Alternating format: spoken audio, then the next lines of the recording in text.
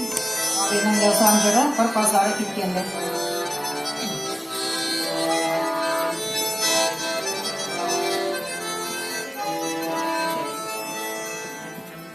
Yenile yasalar jiter parası olar taşkın ruvan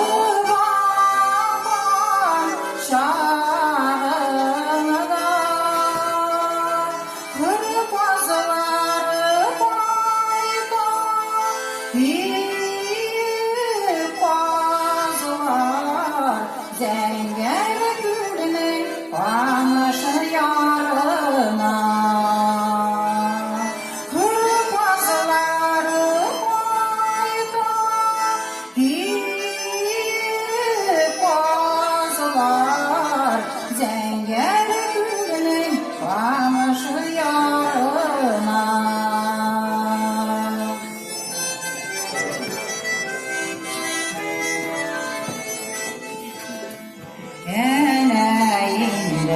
Bilgen şu pazlarını jalaya koyup varışı taş devirlerine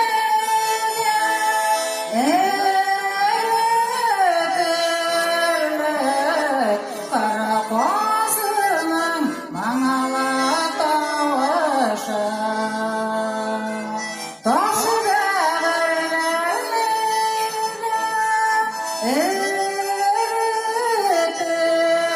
eritirler karakozunun manalı taşı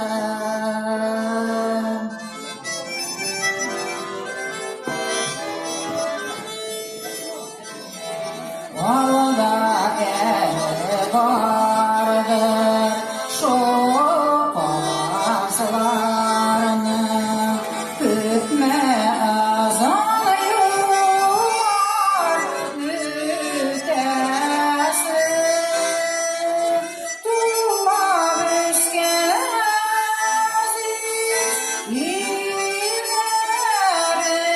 ilerinden ilemir şu Berdek gidesi Duvar üskeniz illerinden Bilemir şu berdek gidesi Bilemir